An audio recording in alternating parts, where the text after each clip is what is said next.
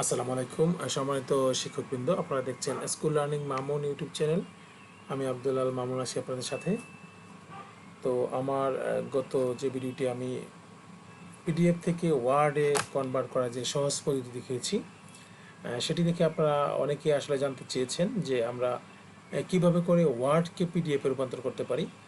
তো সে জানা থেকেই আসলে মূলত আজকের এই কাজটি করা। আমি আমার ছোট্ট টিউটোরিয়ালের মাধ্যমে আপনাদেরকে দেখাবো যে আমরা কীভাবে একটি ওয়ার্ড ফাইলকে সহজে পিডিএফ ফাইলে রূপান্তর করতে পারি। তা সম্মানিত ভিউয়ার্স, আপনাদেরকে সম্পূর্ণ ভিডিও দেখার আমন্ত্রণ জানিয়ে শুরু করছি। তো আমরা প্রথমেই আমরা ওয়ার্ড ফাইলটিকে ওপেন করব। এখানে আমরা ইচ্ছামতো টাইপ করব, আমরা যে প্রয়োজনীয় টাইপ আছে, এক পেজ বা দু পেজ হতে পারে, এরকম আমরা টাইপ করে নেব। তো আমি এই টাইপটুকু কপি করে রেখে দিয়েছি আপনাদের দেখানোর জন্য সহজ শর্তে। তো এখন হলো আমার এই যে টাইপকৃত অংশটুকু আমি এটাকে পিডিএফ আকারে রাখবো।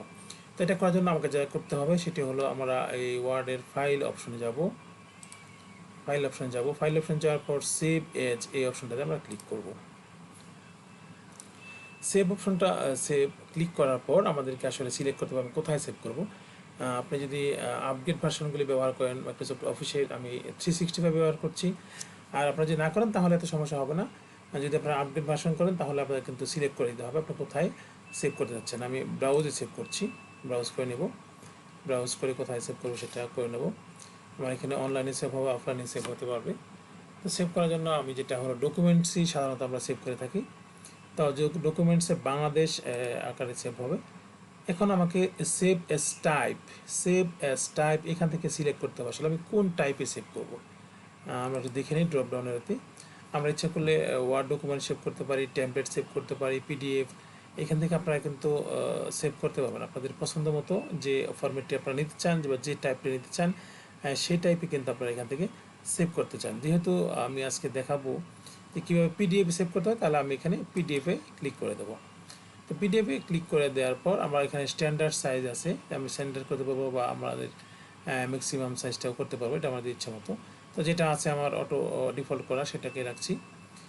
সেটিকে আমরা এখান থেকে আরও অপশন আছে, আপনি ইচ্ছে করলে এটা অপশন সেট করে নিতে পারবেন। তো আমরা জাস্ট এখানে শুধু মাত্র একটা ক্লিক করব সেভে।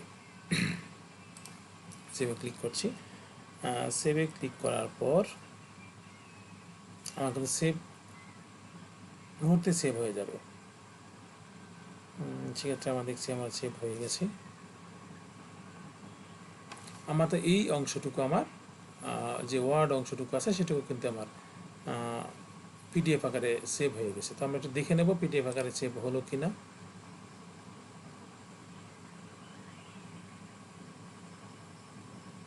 তো আমরা কিন্তু সহজে করতে পারি পিডিএফকে ওয়ার্ড বা ওয়ার্ডকে পিডিএফ, এই কাজটি আমি সহজে করে ফেলতে পারি। তো আমরা একটু দেখে নিচ্ছি যেহেতু আমার এখানে সেভ হয়েছে। তাহলে আমাদের সেভ হয়েছে কোথায়? ডকুমেন্টস। আমরা ডকুমেন্টসে ক্লিক করব। ডকুমেন্টস এখানে আছে, ডকুমেন্টসে যাচ্ছি।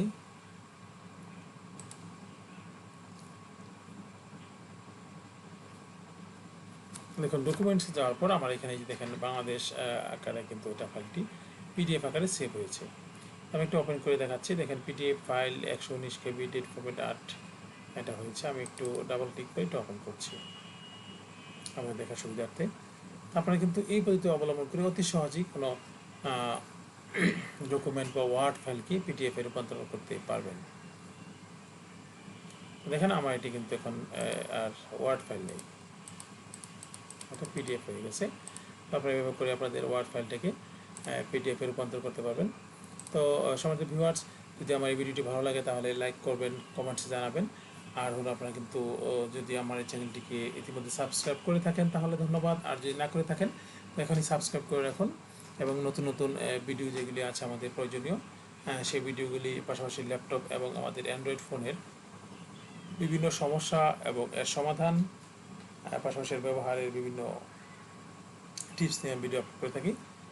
তো এই ভিডিওগুলি দেখার আমন্ত্রণ জানিয়ে আজকে টিউটোরিয়ালটা আমি এখানে শেষ করছি।